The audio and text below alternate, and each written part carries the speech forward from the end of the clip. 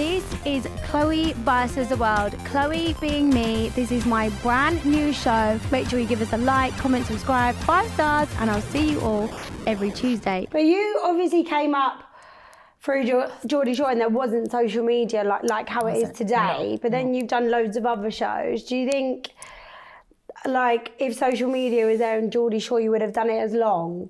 Because I think, that's a good question. Because I think if I behave the way I do, but I do it in snippets and people get a little bit each week, maybe I'll do a holiday vlog I edit. Well, Alicia edits. But do you think you would have been able to do it as long with social media? It's a really good question. I think social media has completely changed the space, like the face of everything, you know? Yeah. Camera phones also. Eek. They've changed how everybody behaves. They've changed how everybody behaves. Like, there's been so much stuff that I did in my early 20s that was caught on camera when I was trying to be what I thought the producers really wanted me to be. And also actually full accountability that I was on a very dangerous trajectory to do with or without cameras. I was grown into a bit of a wrong'un. Fairs. Oh yeah, you've got to hold yourself accountable, you know. And unfortunately, it just gave you all the tools for free. I would assume was it all for free? Like when you would go to the club, all that. So you just got all that at your expense. You're not like, no, I'm going through something. Yeah, but I remember one night sticks in my head, Chloe, and I remember being like so over it all and just so done. And that was because I was getting older. I was probably about 26, 27. I wanted a nice fella. I wanted to wake up in a clean house. Like, I didn't want to wake up like we're sick in the bin. Oh, was it actually a shithole, the house? Total shithole. Why wouldn't they get cleaners? I mean, I think they tried, but we were just, fucking, 10 drunken 20-somethings living in a house. Yeah, like, it was just rank. It was basically like being back at uni, I think, was the best way I can describe it. That's how I talk about mine and Millie's house now. It's like a frat house. It's disgusting. There's no sick there. Yeah. Oh, they were sick everything. So yeah, I remember just being I was probably just on my way out mentally from the process. And that was just my personal feelings. Yeah. And I remember one night just sitting there and I must have been looking miserable as sin, which I have a tendency to do. I have a very resting bitch face. Total resting bitch face, yeah. And I remember one of the producers being like, and I've worked with him since, and he's come up and he's like, I've never forgot this moment. Oh. And he said he'd come up to us and was like, you just lighten up and like get in the mood and have a drink. And I was like, lighten up? Like, have a drink. Like, do you understand how fucking problematic that is? Like, you know, and I apparently just like super lost me temper and he was like, oh. And like since then he's been like, you know, I've understood all about your relationship with alcohol and I've done this and I've done that. And like, I'm really, you know, he's like, it'll always stick out as a terrifying moment for me. But he's like, yeah, I'm sorry I ever said that to you. But that was just the culture. Yeah. It was like, if she's not drinking, find out why and fucking make her have a drink. Make her relax, you know? So you could perform for the cameras, essentially. So I could be what they wanted us to be. What was it? Because I know Geordie Shore inside out, watch it religiously. Not anymore because it's not as good, but I watched it like religiously for years, and obviously most of it is drunk nights out, drunk chaos. Like, what was a day like? Would you get up and then they're like, time for a drink, let's get drunk, or? No. In their defence, I think the early days were more like that, but as the series, as we made more, I think they started to be aware that like they couldn't just have a drunk all the time. Like, that's mental, you know? But the first series was crackers. In fact, they had one in a really nice house, the first series, and we managed to devalue not only the house, but the entire street. It all went down every house went down by 200 grand. And this was a nice street. Yeah. A nice street. Oh, it was like a house on a street. It was a house. It was a terrace house in Jesmond, which for anyone who's familiar is a very affluent. Oh my God, I remember it because I really just had a flashback of Holly and her boyfriend. She had a boyfriend at the time and he came in the house. Yes. Shit. Oh, bless her, Holly and her boyfriend. She's had a baby, literally today. So recently, she looks incredible. She does. She really does. What a mega babe. They all do. Everybody looks great. We're all doing up all right. Yeah, to be fair, people who've been on TV fall off quite often. You lot managed to look still very presentable. Thank you. I think it's because you guys helps. are still... Yeah, money helps. I'm just tired. Can't wait to get something done.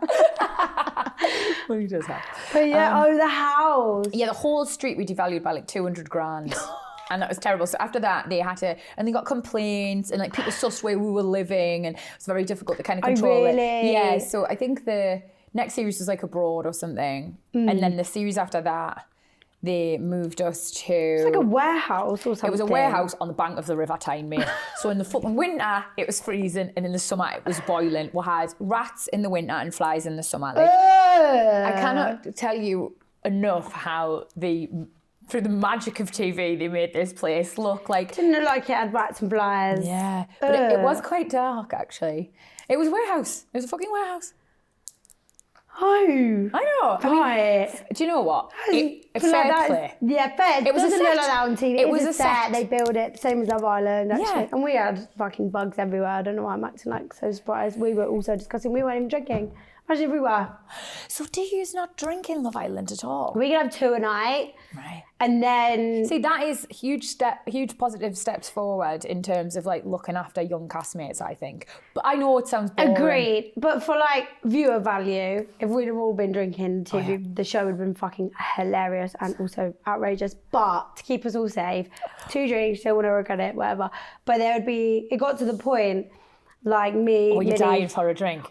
Yeah. So when we got our drinks, we would down them 2 and get tiny little buzz for 5 minutes. And then maybe get a bit of an attitude and say, fuck off. And then I wouldn't mean it 10 minutes later. And then you'd apologise. Sorry. When you saw me up 10 minutes later, you'd apologise. Yeah. No, it's obviously conflicting, isn't it, mate? Because like, as a viewer, you get it. You want to see drama. You want to see conflict-driven reality TV. I get that. But as someone who's been through it and come out the other side and has spent 10 years sort of trying to be something slightly different, like... Right, I would say I kind of like... you today is very different to what I seen on TV. But something you said in interviews, which like really, really sticks out, is don't sacrifice, respect for attention. Yeah.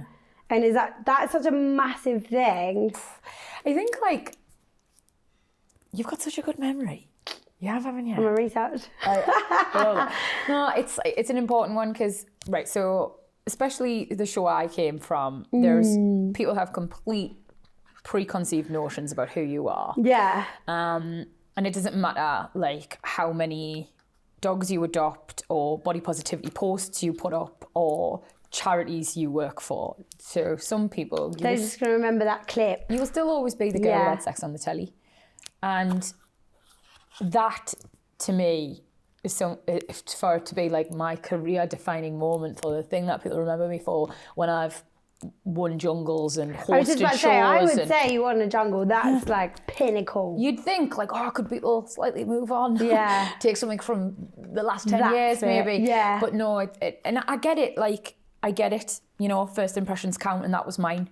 But I've worked... Well, don't worry, I said I fucked a married man. Might be worse. I forgot. Don't worry about it. Yeah. Oh, do you know what? In those situations, though, I'm going to have you back slightly. Obviously, that's terrible. But, this is terrible. But you say what you think they want you to hear, don't they? Yeah. We all do it. We and all the do way it. it is cut, edited, out of context. If I sat and told everyone the whole story, it'd be fucking boring. Of that course. wouldn't make clips. Yeah. Well, that was it for 90% of the time on Geordie Shore. Like, I was probably sitting around reading a book about, like, Russian literature and drinking a green tea, being a compassionate, like, shoulder to cry. Very you. Very me. Nobody wants to see that. Nobody wants to see that. They want to see Volcano Vicky. So yeah, like you have to be, in order to get ahead, what they want. Yes. Which is where the sacrificing your respect for attention comes in. Yeah. You give so much of what you think is going to make you a popular character, what you think is going to make you in with the producers, that actually, and if you do it long enough, you totally lose sight of who you are. Yeah. And I did. Yeah. I lost complete sight of who I was and where I wanted to go and who I wanted to be because I was too busy trying to be what I thought they needed us to be for the show. Yeah. And then did you realise that and then think, I'm not doing this anymore? Yeah. It was slowly, mate. I just sort of thought, whoa, like I'm not happy here anymore. And I'd always really struggled with my place on the show and been a bit divisive in terms of the viewer. So it was never plain sailing. I wasn't just like a loved character, which is fine. Vicky, you are the OG. If someone thinks of Geordie Shore, they think of you. Then they think of... But they probably think of me being a raging bitch. No, I tell you what I think of you is when you say she's really annoying. She's like thrush. And that sticks with me. I did have like, some you cracking had so one-liners. many one-liners that off the cuff, but that's because you're quite smart. Also, the trauma. Yeah, well, sprinkle that in, make a TV show, and it did. But problematic people are normally quite funny. So yeah, it was probably a bit of all of it, mate. But I sacrificed respect for attention, and then I've spent years trying to not rebrand myself. That sounds entirely too calculated, but just... You seem really wholesome now. Yeah, I am. Yeah, I am. I'm going to call a spade a spade. Actually, wholesome is a nice word for it. I'm fucking boring. I'm so boring.